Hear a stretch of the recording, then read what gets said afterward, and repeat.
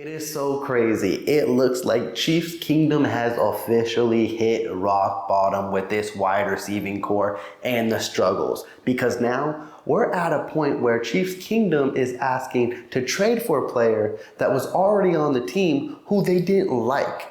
Yeah. Weird scenarios. So that means we're going to be discussing the possibilities of if the Kansas City Chiefs should be interested in bringing Mecole Hardman back, and also, is the end near for Skyy Moore, and is he going to be labeled as a bust? With that, let's get the chit chat and let's have some fun.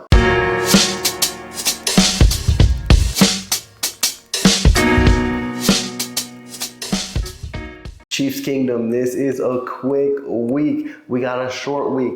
Thursday night football is on the horizon and I have it listed on the channel. Yes, we will be going live as the Denver Broncos come into Kansas City and take on the Chiefs. It should be a fun divisional match. Ignore the records, ignore the streak. It's exactly what it is, and it is a divisional match, and I don't anticipate a blowout. It should be a fun, stressful game. What else would the Kansas City Chiefs give you? With that, I look forward to seeing everyone there. But today, we are gathered here to discuss the wide receiving core because it has been a main topic of conversation for the better part of 2 years now, ever since we traded Tyreek Hill, and now we are officially at rock bottom.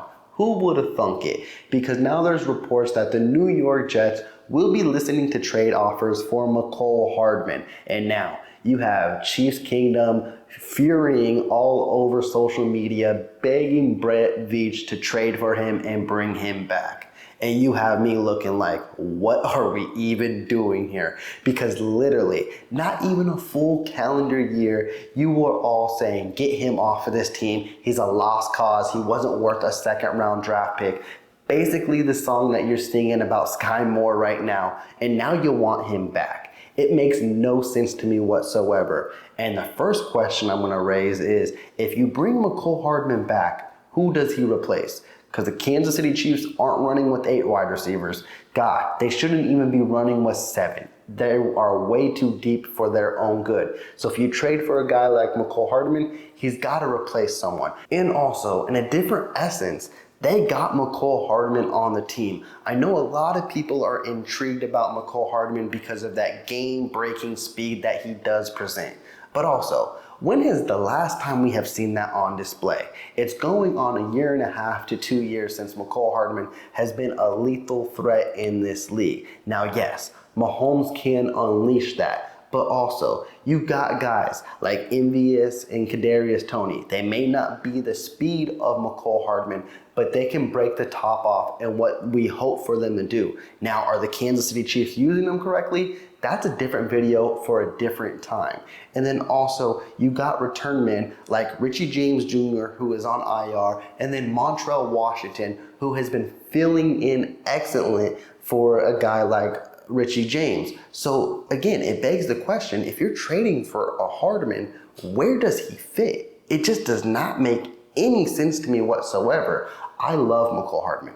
I loved what he did for us during that 4 years. Even though a lot of people think he didn't live up to the hype, he had explosive plays and he was great.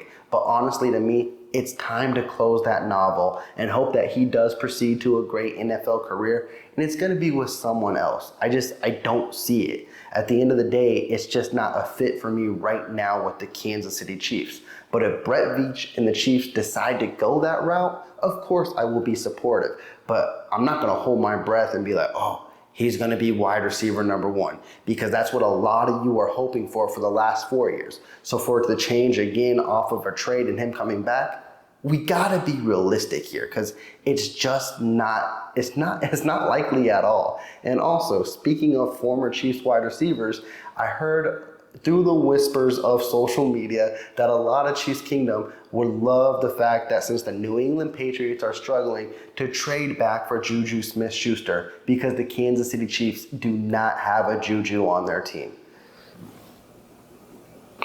What are we doing?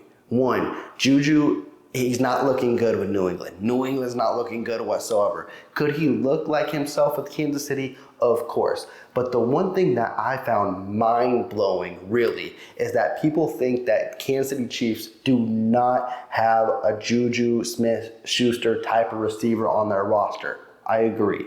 They got one better, and it is Rashod Rice. What the Kansas City Chiefs need to do and learn to do is increase his snap count. And I'm going to keep saying it until it happens. Because if you get that man the ball, we don't even have this discussion. Chiefs Kingdom doesn't even worry about the wide receiver room.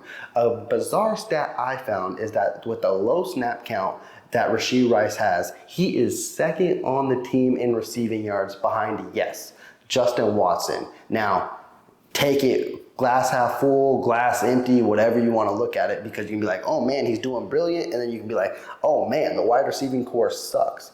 But Coach Reed really needs to focus on two guys and zone in on them. And if you're going to do that, you got to start with a guy like Rashod Rice, because every time he gets the ball in his hand, he is a legit threat, and he is a difference maker and a playmaker. There are things he's got to correct and work on. He is a rookie. He will get his craft down. And we saw it last week. One thing that has been highlighted by Rashod Rice is his drops. He didn't have one last week. Again, as Coach Reed mentioned with Justin Ross, which I found was kind of funny, today he mentioned that the only way a player can get comfortable is to throw him out there. And I was just like, is that a hint that you're going to throw Justin Ross on the field more? Because I don't understand. You're the one giving him the low snap count. So what's going on here? So that pertains to Ross and Rashod Rice. The only way they're going to get comfortable is on the field. And if they're on the field a lot, like a typical wide receiver, they would outproduce Juju, Mecole, Hardman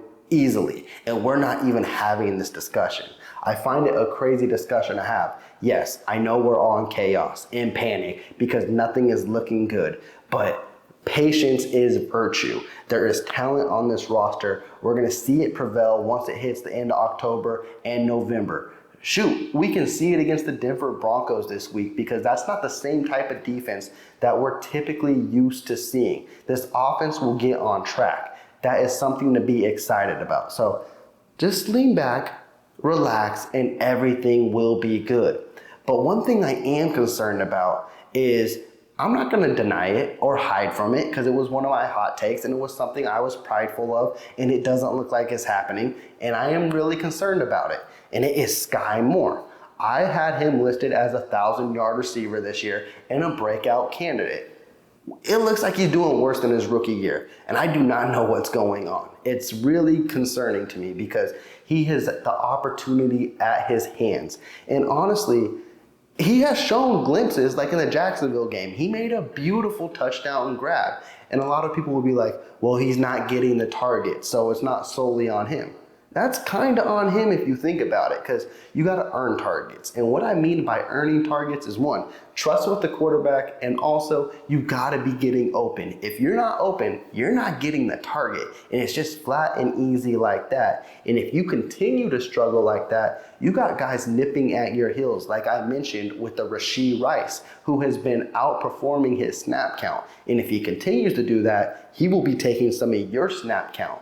I don't think it's time for the Kansas City Chiefs to give up on Skyy Moore, because I've seen that hot take all over social media. We're not even a year and a half in his career. But also, he has underperformed immensely, and he needs to step up the production soon, or he will be on the hot seat going into year 3. So if his trajectory keeps continuing to decline and he's not producing, yes, alarms go off, sound them, because I'm not going to be as confident. I'm not going to have those crazy hot takes about Skyy Moore if this continues. He is a young guy. I give him that. He comes from a small school. I give him that as well. But a lot of receivers do that. All the players on this team have to learn the playbook as well. I will give it to Skyy Moore. He does have an arsenal. He does know how to use his footwork. He does have a good release. He just needs to find a way to translate that into the NFL level on a football field. And we have seen it occasionally. We just need to see it constantly. It's not time to write off Skyy Moore, but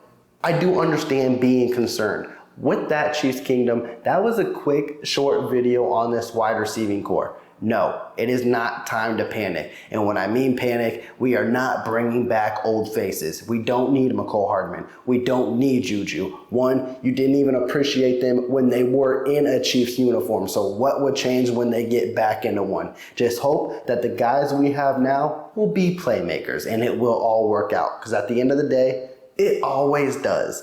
With that, please be sure to subscribe to the channel. If you did like this video, please leave that big thumbs up. I'm checking out. Y'all take care. Peace.